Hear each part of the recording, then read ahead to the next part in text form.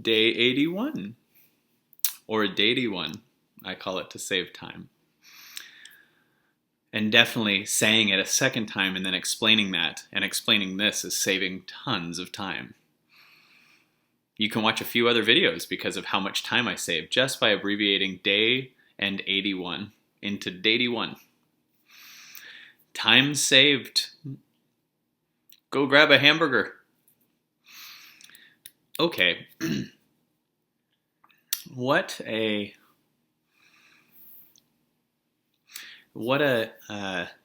amazing bunch of revelations I've had for myself. I want to start out by talking about that I've got to spend this week with someone very special, and I think that entire story should be a future video because it's so beautiful and it's so crazy and it's so magical that it just needs its own thing, but it's very wonderful. I've been spending time with a wonderful woman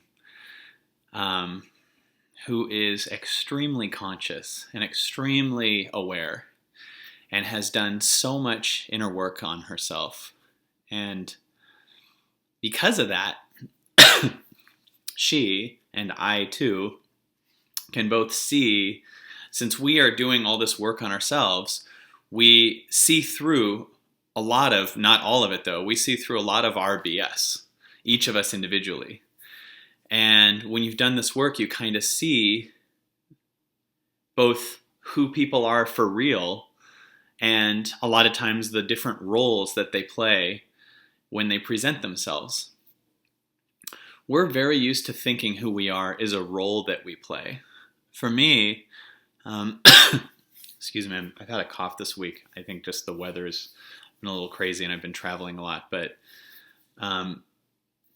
so I started doing stand-up at 12 years old. And at 15, I was working more. And then I just really realized unconsciously that there's this place I can go and go on stage and perform. And when I walk off, people will give me their approval blindly. They don't know very much about me, but I can do a show and just get love, get what's perceived as love, get people after shows saying amazing things about me and really making me feel good about my performance.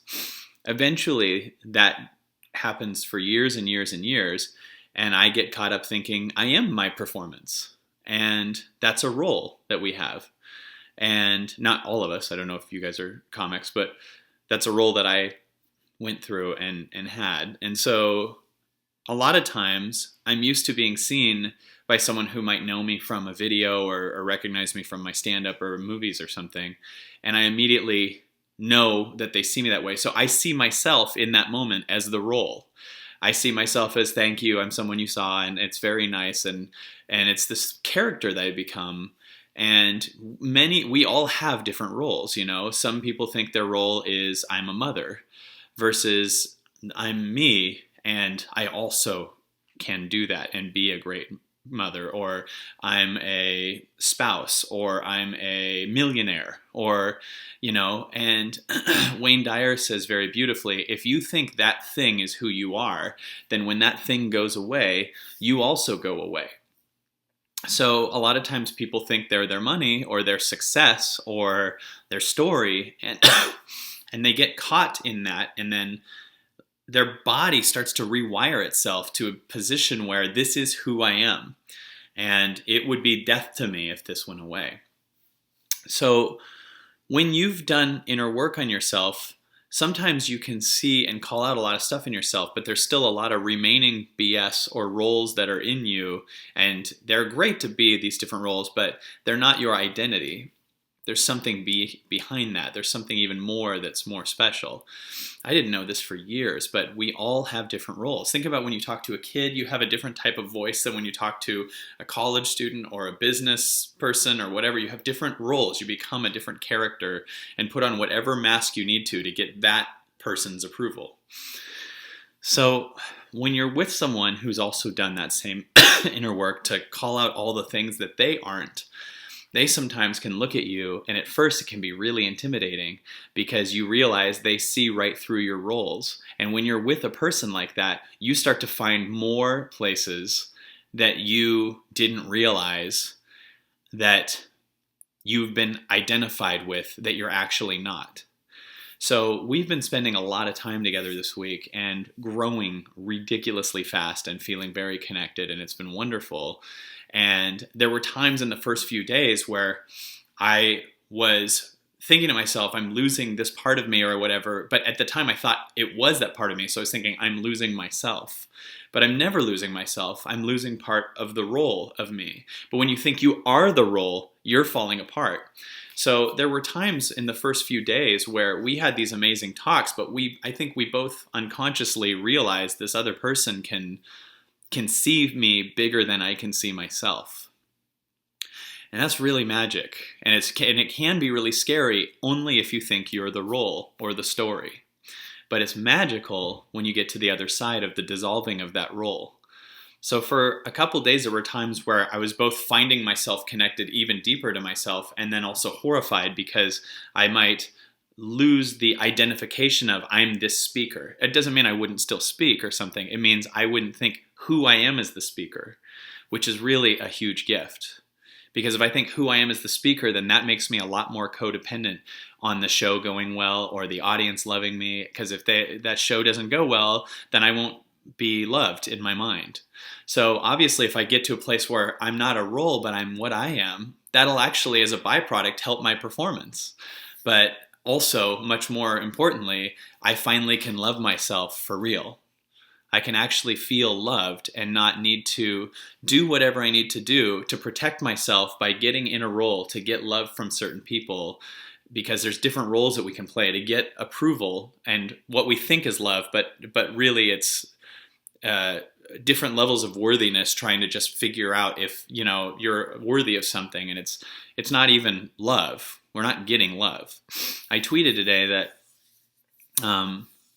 who my friend started saying, and then I added to it, and then she was generous enough to let me post it. But I tweeted that when you love yourself first, that's actually love. But when you love someone else first or something else first, that's actually fear. Because obviously, if you love someone more than you love yourself, you think that person is going to be the source of your happiness. And if that person's the source of your happiness, then you're screwed, because what if they leave? So you start becoming clingy and codependent and often drive them away. And that's so that you can learn that wasn't your source of happiness. But when you love yourself first, you can find people that match themselves, and then you have two people that are feeling whole and connected, and that love can grow and overflow. But what I learned is first you have to go through the dissolving of the roles. You have to go through the dissolving of all these things that you're not, because when you're with someone who's really done the work and really cut through the BS in themselves, you see they can see right through the BS in you. And I can't just throw a joke out to get her to like me. I can't just throw a thing out because she actually likes me for me, which makes me like me for me. But at first all those roles have to die. So I'm feeling really fulfilled because quite a bit of the days of the meditation were to me get the highest I could get in myself. But lately I've had someone really special seeing even greater in me than I could see and taking me beyond my edge and what I could see, which is like the number one thing I've wanted in someone in my life, someone that can take me higher, because I'm on this mission to help people see even greater in them what they are. A lot of times I can just see looking at anyone, that they could be whatever they wanted to be, that they could impact people however they wanted. It's never been proven wrong to me that someone couldn't. Like if I really want to show them and they really want to hear it, that's the big part of it, then they within minutes they start to see new realities, because I love myself a lot and I love them often more than they're capable of loving themselves. So as I dissolve these roles, I end up finally finding a place in me even more. I'm sure there's still way more work to go, but where I really love myself and not the role. And the role is all defined in here, but love is defined here. So as I love myself completely, I don't need to become any roles. they still exist, they're still there, but they're not required for my mind's survival. They're just there. And as I connect with myself fully, I feel so good about myself that there's no action necessary. There's no job to do. Whatever needs to happen will happen when it happens. But I'm not sitting here going, what do I do now? Because that part of me is dying because I love myself enough. That part's only designed to get me to get love because I don't love myself in that time. So when you love yourself enough, your mind won't be working to go find love in a short-term way. It won't be finding addictions. It won't be finding different things that give you temporary relief of your pain because you chose to not love yourself.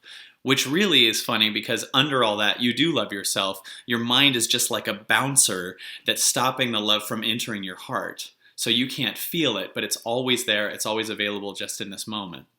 So this week has been, you might have noticed a couple days ago, there was a lot of pain and figuring out stuff, and that's because my roles were falling apart. But what's showing up now that they've died, quite a bit of them, is I really see a new level of myself. And I'll tell you, if you really want to expand, talk to someone and hang out with someone who really has done the work and truly loves themselves, not narcissistically, not I'm better than anyone, but really has identified all the lies or many of the lies inside of them. And then they really are in a place where they love themselves. Because when you go up to them and you're trying to show your characters and your different things to get their approval, they'll just call BS on you, even without saying anything. You'll just feel that you're full of shit when you're doing that. So I'm thankful for this time that I got to spend with this wonderful woman, and I'll tell you more about her as this continues to develop. But as weeks go on, I know I'll be spending a lot more time with her, and it's the best gift I've ever had for myself because I'm really, really sincerely starting to connect with myself more and losing all the roles that I've been showing as a character to get short-term approval from other people. So I'm very thankful for that, and I feel so complete and so connected, and I can't wait to tell you more. So thank you for listening, Day 81.